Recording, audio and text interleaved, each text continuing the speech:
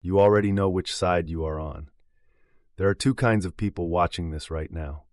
One will close this video in 30 seconds and return to the exact life that brought them here. The other will stay, and nothing will look the same after. The difference between them is not talent. It is not luck. It is not money.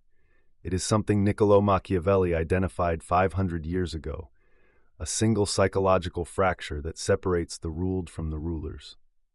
And you have been living on the wrong side of it your entire life. Not because you are weak, not because you're stupid, but because the system that raised you installed a set of invisible instructions, and those instructions were never designed to help you escape. They were designed to make sure you never tried. What you are about to hear are 7 laws, not motivational slogans, not feel-good philosophy. These are the dark, operational mechanics of how poverty maintains its grip, and how Machiavelli's own writings reveal the exact sequence for breaking free. But first, you need to understand the lie that started everything. There is a story you were told before you were old enough to question it. The story goes like this. Money corrupts. Wealth is suspicious. The rich got there by cheating, exploiting, or inheriting what they did not earn. And you, the one who works hard, who plays fair, who suffers quietly, you are the righteous one. This story feels true. It feels noble. And that is exactly why it is so dangerous. Because this story is not wisdom. It is a weapon, and it was not designed for your benefit. Machiavelli saw this with surgical clarity in 15th century Florence. He watched the ruling families of Italy, the Medici, the Borgia, the Sforza, consolidate power while the common people were fed a steady diet of meekness and moral restraint. The message was simple. Suffering is holy. Ambition is sin. Stay where you are and your reward will come, eventually, somewhere, somehow. Machiavelli called this what it was, a control mechanism. In The Prince, he wrote that men are so simple and so subject to present needs that the one who deceives will always find those who allow themselves to be deceived. The greatest deception ever sold to the poor was that their poverty was a form of moral purity. Thomas Sowell confirmed this centuries later. Wealth, he argued, is not a moral condition. It is a structural outcome. Poverty is not a sign of goodness. It is a sign of missing leverage, and here is where it gets personal. As long as some part of you believes that wanting money makes you a bad person, your own mind will sabotage every opportunity to acquire it. Your subconscious will not allow you to become the thing you have been taught to despise. You will turn down the negotiation. You will underprice your work. You will choose comfort over risk, and you will tell yourself it is because you have integrity. But it is not integrity. It is programming. This is the first dark law. Poverty is not a condition, it is a belief system. And belief systems can be uninstalled, but only if you first admit they are running. But knowing you have been lied to is not enough. Millions of people sense the lie and still never escape, because the architecture of poverty goes deeper than a single false belief. It is structural, it is neurological, and it is self-reinforcing. The Brookings Institution published research on what they called cognitive bandwidth, the measurable mental capacity available for planning, decision-making, and long-term thinking. Their findings were devastating. When a person is under chronic financial stress, their cognitive bandwidth shrinks dramatically. The constant anxiety of rent, bills, and survival consumes the exact mental resources needed to plan an escape. You are not failing to think strategically because you are unintelligent. You are failing because your brain is running a survival program that leaves no processing power for anything else. This is the trap within the trap. Poverty does not just limit your money. It limits your mind. It narrows your time horizon to the next paycheck, the next bill, the next crisis.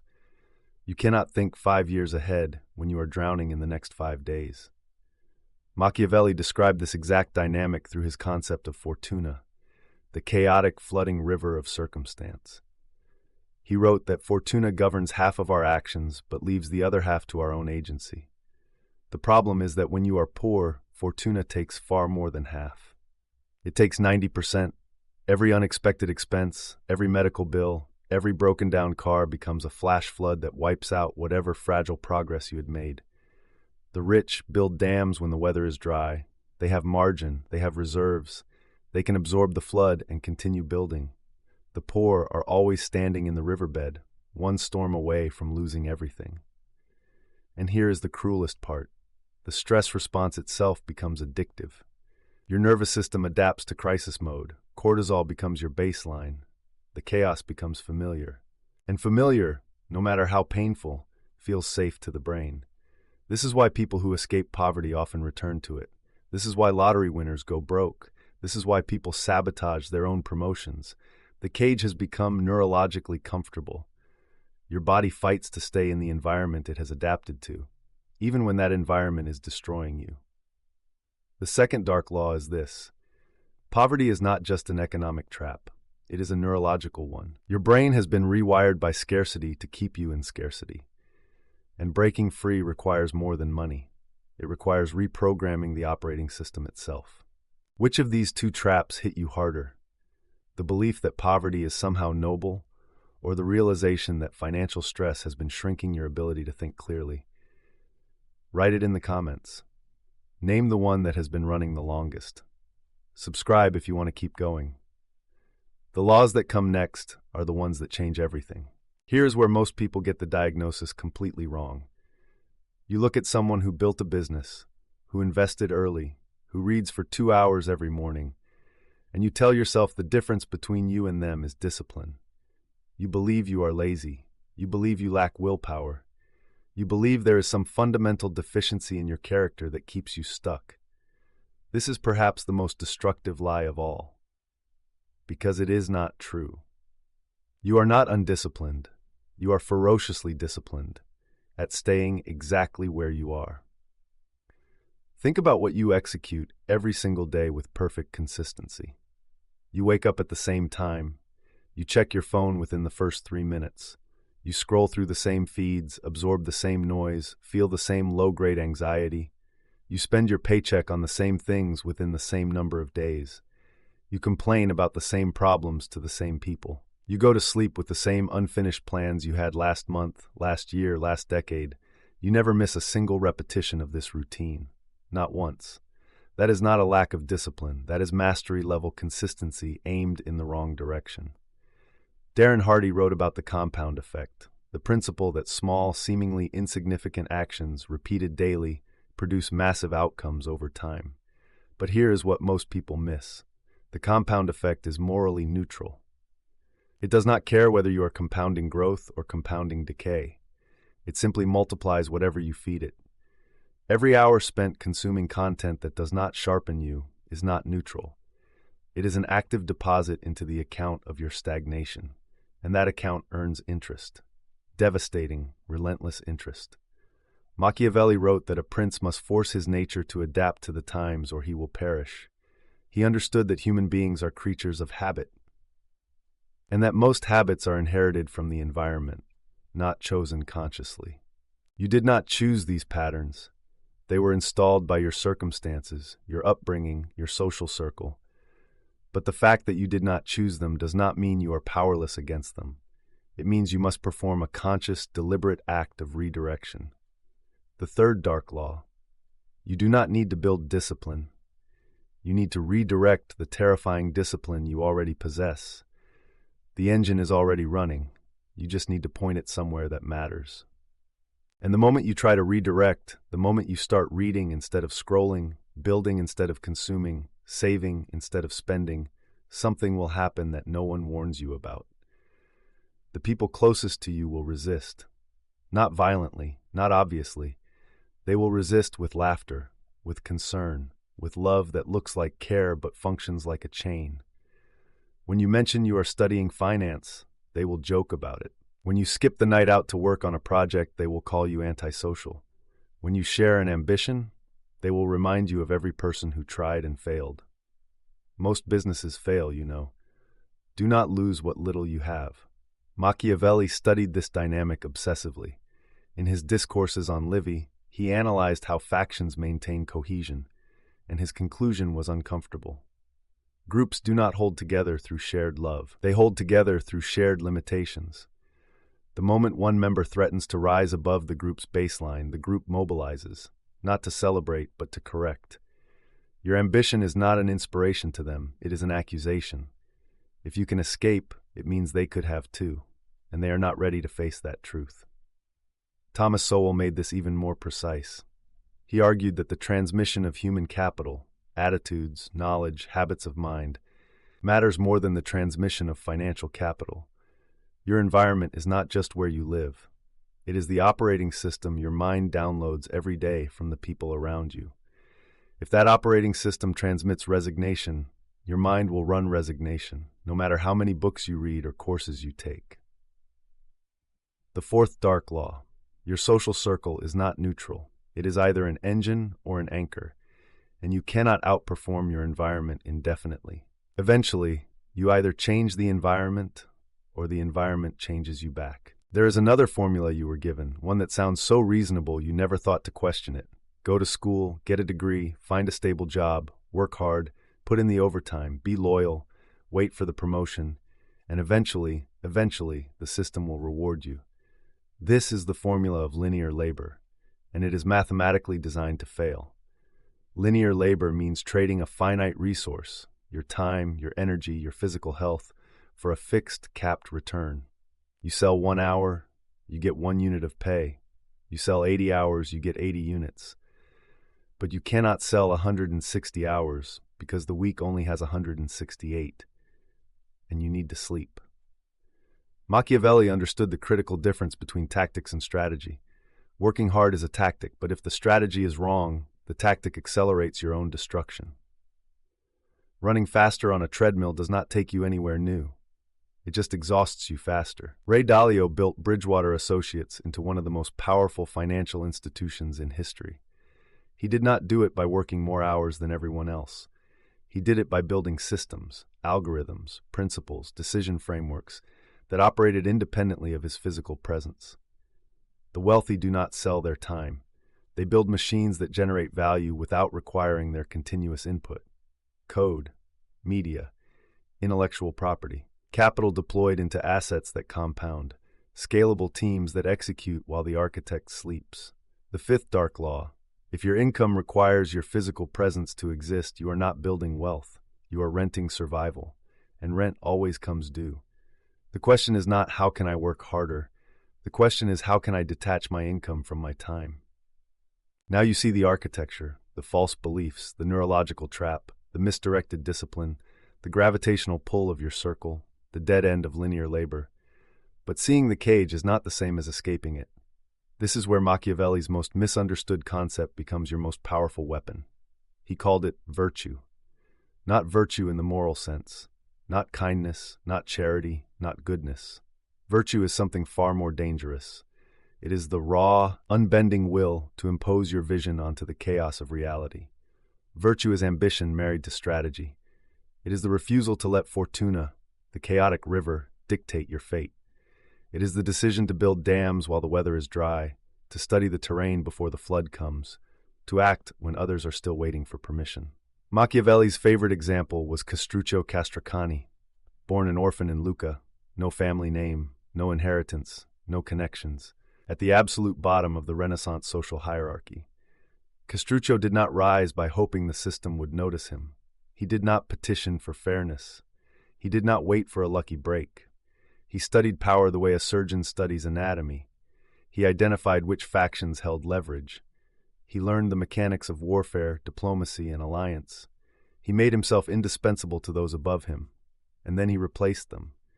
He did not work within the system. He observed the system until he understood its joints, its weaknesses, its pressure points, and then he rebuilt it around himself. This is the sixth dark law. The system was never designed to elevate you. It was designed to extract from you. You do not rise by serving the system more faithfully. You rise by understanding it more completely than those who built it. The market does not pay you for effort.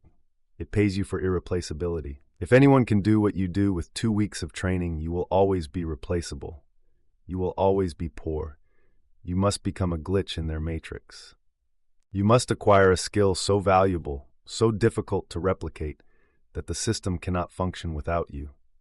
And then you name your price. If this reframe has landed, if you can feel the difference between working harder and becoming irreplaceable, alike puts this in front of someone who is still stuck in the old formula and needs to hear it today. There is one final piece, and it is the one no one wants to talk about. You carry something inside you that you have been taught to suppress, to medicate, to numb with cheap entertainment and comfortable distractions. It is your anger. The humiliation of not being able to afford what your family needs. The rage of watching someone less competent but better positioned receive what you deserved. The quiet, burning shame of checking your bank account and knowing, again, that it is not enough. You have been told this anger is dangerous, that it is unproductive, that you should manage it, breathe through it, let it go. Machiavelli would have called that advice what it is, the counsel of the conquered. Anger is fuel. It is the highest octane energy available to a human being. Uncontrolled, it will destroy you. Aimed at the wrong target, it will destroy others. But compressed, captured, channeled into a disciplined engine of execution, it becomes the force that breaks you out of every cage described in this video. The seventh dark law: do not suppress the pain of poverty, weaponize it.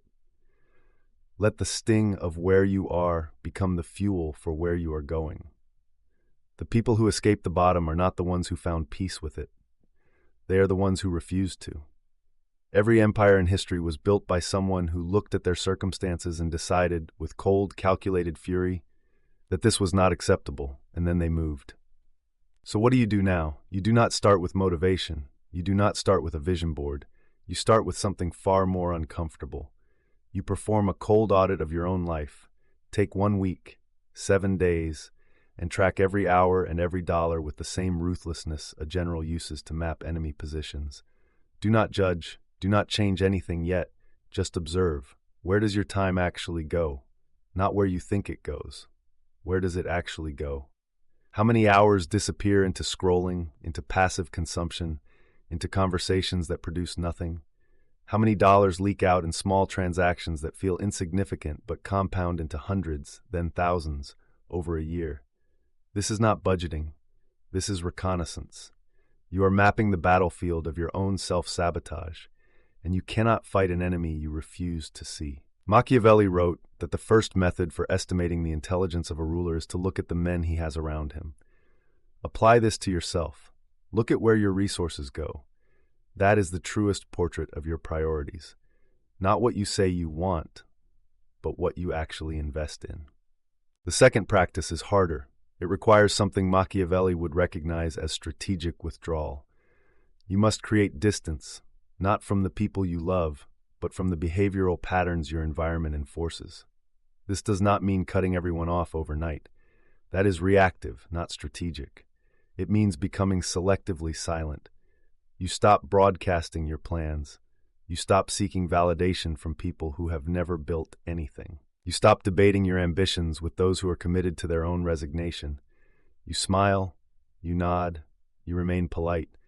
But internally, you have already changed your operating frequency. You begin spending your discretionary hours, even if it is only 1 hour a day, in environments that transmit a different signal.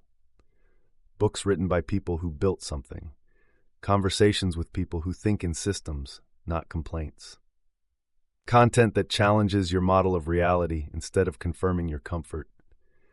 This is not about becoming cold. It is about becoming strategic with the most limited resource you have, your own attention. The third practice is the one that changes the mathematics entirely. You must identify and pursue one asymmetric skill. An asymmetric skill is one where the input of learning is finite, but the output of value is potentially unlimited. It is difficult to acquire, which is precisely what makes it valuable. If everyone could do it, the market would not pay a premium for it. This could be a technical skill, writing code, understanding financial systems, mastering a craft that scales through digital distribution. It could be a strategic skill, negotiation, sales, the ability to build and lead a team. The specific skill matters less than the principle behind it. You are looking for leverage, something that allows you to generate value that is not proportional to the hours you put in, something that works while you sleep, something that makes you irreplaceable. Dedicate your reclaimed hours to this single pursuit. Not 5 pursuits, not a scattered collection of half-started projects. One skill, studied with the intensity of someone whose life depends on it, because it does. Ray Dalio's first principle is that you must be a hyper-realist. See things exactly as they are, not as you wish they were. The hyper-realist assessment of your situation is this: you are currently exchangeable. The market can replace you, and as long as that is true, you will be paid the minimum the market can get away with. The asymmetric bet changes that equation permanently. It is the bridge between selling your time and owning your leverage. This is not easy. Machiavelli never promised ease. He promised that those who understood reality and acted on it without illusion would master Fortuna rather than be mastered by her. Remember where we began. Two kinds of people. One who closes the video, one who stays. You stayed, and now you hold something you did not have 20 minutes ago. Not motivation, that fades by morning. You hold a map. You know the 7 laws now. You know that poverty is a belief system before it is a bank balance. You know your brain has been rewired by scarcity to keep you in scarcity. You know you already possess terrifying discipline, aimed at the wrong target. You know your circle is not neutral. You know linear labor is a mathematical dead end. You know the system rewards irreplaceability, not effort. And you know the anger you carry is not a weakness. It is the most powerful fuel you have. Machiavelli wrote that there is nothing more difficult to take in hand, more perilous to conduct, or more uncertain in its success than to take the lead in the introduction of a new order of things. He was right. What you are about to do is dangerous. It is lonely. It will cost you relationships, comfort, and the familiar warmth of shared limitation. But the alternative is worse. The alternative is another year of the same, another decade, an entire life spent polishing the moral superiority of suffering while the ones who understood the game built the world you live in. You were never meant to stay at the bottom.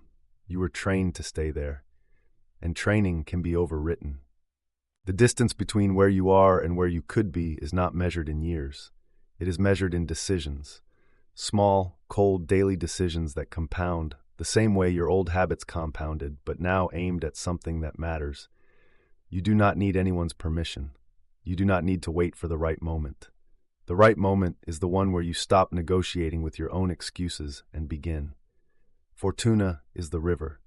It will flood again. It always does. But the question Machiavelli left you with is not whether the flood is coming. The question is whether you will still be standing in the riverbed when it arrives, or whether you will have already built your dam. If you want to keep going, subscribe. Every video here is built to give you what the system never will. The cage was never locked. You just never tested the door. Thank you for being here. I will see you in the next one.